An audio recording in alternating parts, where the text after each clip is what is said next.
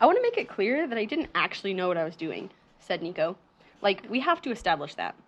Gorgira tilted her head. There's no judgment here. I was mostly saying that to Will, because he loves teasing me about this. Only every once in a while, said Will. Then he raised his hand to the side of his mouth and stage whispered to Gorgira. I do it all the time. Look, said Nico, you know what Camp Half-Blood really needs to be teaching us? Gorgira shook her head. We need courses on human emotions, said Nico. Classes on how to come out, how to talk about feelings, how to ask a cute boy on a date. You did just fine, said Will. Well, I definitely didn't intend to come out and ask you on a date in front of the whole camp. Will started laughing, but it quickly turned into a deep, shaking cough. Nico put his arm around his boyfriend's waist. Will held up a hand. I'm fine. No, you're not. Nico frowned at Gorgira. He's getting worse. We need that boat now. We've wasted too much time. The lines tightened around Gorgira's eyes. Stories are never a waste of time, son of Hades. We are all of us made of stories. Just keep going, Will said, waving his hand. Nico sat back down with a grunt. Anyway, he said, looking back to Gorgira, I was terrified to tell Will the truth. Every time I was around him, I thought I was going to burst into flames. Will wiped his forehead. You had me fooled. I thought I was the one who was obviously a mess. Nico shook his head. Not at all. Even though I sensed there was something there, it was still frightening to think about. I don't know, declaring it? And not knowing how anyone, not just Will, would react. Not that Camp Half-Blood is full of bigots or anything, Will said, leaning toward Gorgira. It's just that, well, in our world, you learn to tread carefully. You never know if someone's feelings will change toward you once you tell them who you really are. Nico let the silence grow before he spoke. It happened to me once, a long time ago, he said, all because of a harmless thing I said about my mytho-magic cards. Wait, really? Will asked. You never told me this. One side of Nico's lip curled up. Well, I have to start sharing sometime, right? I can't keep my whole past a mystery from you. Nico, you don't... He raised a hand. I actually want to tell you. Will scooted closer. Okay. It was right after we'd moved to the States from Italy, Nico said. We were living in Washington, D.C., and I had a deck of mytho-magic cards with me at school. You had mytho-magic cards back in the 1940s? Nico sighed. Yes, Will. We didn't have cell phones or the internet, but we did have mytho-magic cards. Wow, Grandpa. Shut up. Will chuckled, snuggling closer. Anyway, Nico continued, thinking about it now, I don't even know that I recognize my own feelings about being gay. It just happened. But I was playing with this kid, Henry Whitaker, and I made a comment about how pretty Aries looked on his card. Aries? Will raised an eyebrow. Really? Nico rolled his eyes. I was like 8 years old, Will. At least I had the foresight to find Hermes attractive. Hermes? Are you kidding me? Who goes for Hermes? I do, said Will. Wow, you really do like underdogs, muttered Nico. Boys, said Gorgira, bowing her head toward them in a slight admonishment. Sorry, said Nico, but then he shook his head at Will. Hermes. I thought this was a safe space, Will said, smiling. Nico was glad to see Will smile, but his heart still fluttered with nerves. So, once I said that about Aries, Henry looked at me funny. He told me I was weird. He didn't call me names or anything, but he never hung out with me again. I got the message loud and clear. Don't do that. Don't feel that. Don't even think that. Wow, said Will. I had no idea. Nico let out his tension in a long breath. Anytime someone suspected that Nico wasn't straight, or every time he shared too much about himself, he felt like this, like a ticking bomb, or a draft of air that teased at a fire. But with Will, he was safe. Will wouldn't turn on him or abandon him or start saying nasty things behind his back. Thinking about that, Nico made a connection. For the first time, he realized something about a part of himself, and instead of stamping it out, instead of shoving it down into darkness to fester, he shared it. That's why I had such a negative reaction to Cupid, he said. He gave Gorgira a brief summary of what had happened a couple of years earlier, how Cupid had forced Nico to come out as some twisted form of honesty. I was terrified that Jason was going to leave me there in Croatia, he said. I completely believed it, too. Why wouldn't he? In that moment, I think Jason knew more about me than any other person on Earth. But he stayed, said Will softly. He stayed, and so did the rest of us.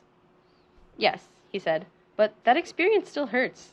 I know it would have been a while before I felt comfortable enough to come out to Jason, but it still should have been left up to me. It should have been my choice. It is unfair when we are coerced to reveal ourselves, said Gorgira. This is why it is important that whatever souls share with me is freely given. Consent, said Will, nodding. It helps people feel safe. Gorgira tipped her head to the side. Nico, I wonder. Why are you telling me all this? You do not know me at all, and you are corporeal. You are not a lonely soul in the Archeron. Well, I figured you could be trusted, Nico said after some thought.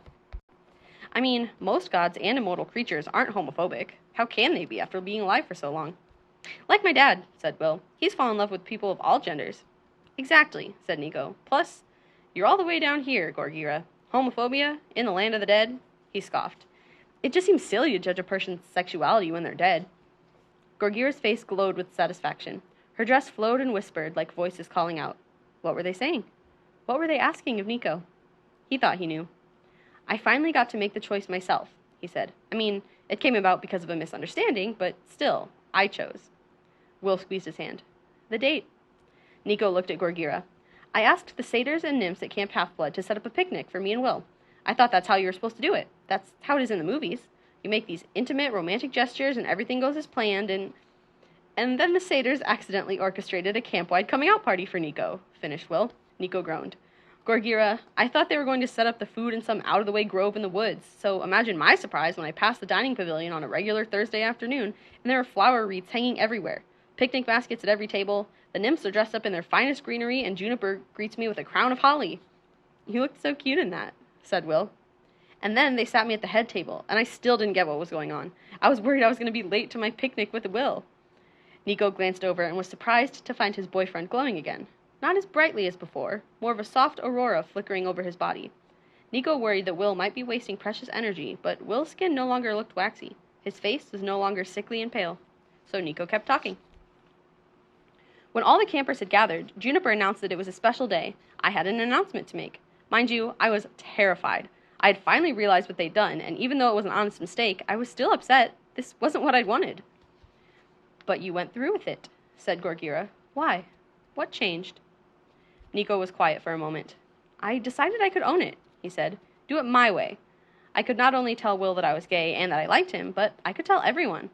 If I was going to stay at Camp Half-Blood, I needed to know that I could be myself there, that I didn't have to hide in the shadows all the time. You do like shadows, though, joked Will. Nico nudged him with his shoulder. Shush, this is my coming-out story, Will. I mean, it's technically mine, too. That's true. Nico smiled at the memory. Some of your cabin mates were very shocked by the revelation. Not Kayla or Austin, though. They were thrilled, but they'd both noticed me staring at you multiple times. What was it like, Nico? The question from Gorgira caught him off guard. What was what like? The moment. Revealing your truth. He gazed back at Will, into his warm blue eyes. Terrifying, he said. The whole dining pavilion went silent, and I remember standing up and clearing my throat, and then I didn't say anything for like half a minute. And then it was like a dam had broken. I just talked. Will nodded. I remember you being kind of defensive at first, he said, telling us all that you knew everyone talked about you, that you knew you hadn't been around all that much. It was like you were anticipating every possible argument or criticism. Nico's eyes welled with tears. But none of those worst-case scenarios happened. Instead, I told the whole camp I was gay, that I was sick of hiding the truth, and that I liked Will Solace and wanted to go on a date with him. And there were no meteor showers or explosions, no mass exodus from Camp Half-Blood. He turned to Will.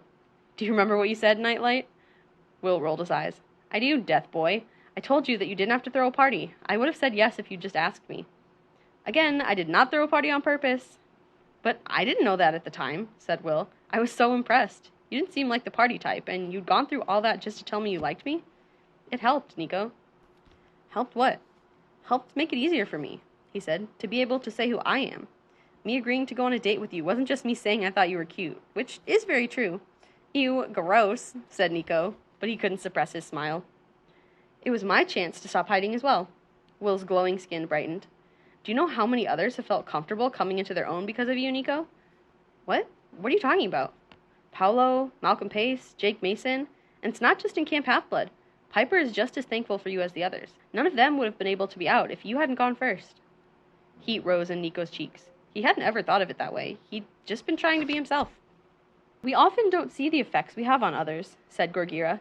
In the moment, all that matters is ourselves. But you, Nico D'Angelo, do you not see what you are surrounded by? The whispers rose again, and this time Nico sensed a desperation in them. No, that wasn't right. It was envy. Come, she said, rising from her rocky seat. I have promised you a boat, and you have both given me more than enough stories. Nico helped Will stand, and his boyfriend swayed a bit before steadying himself against Nico. Gorgira's silver eyes seemed sad. Did she not want them to go? Nico imagined that this had to be hard for her, knowing her nature, and a burst of pity hit him. He glanced over at Will, who had stopped glowing. Even so, he definitely looked better than he had before they'd begun telling stories. Nico examined the gauze on Will's leg. The bleeding seemed to have stopped. Nico didn't quite understand it, but the stories had somehow accelerated Will's healing. They walked toward the river, Will limping. Before they reached the shore, Will stumbled. Nico sat him down at the edge of the dock. Maybe another story would help? Hey, he put his face close to Will's. Do you remember the first time you kissed me?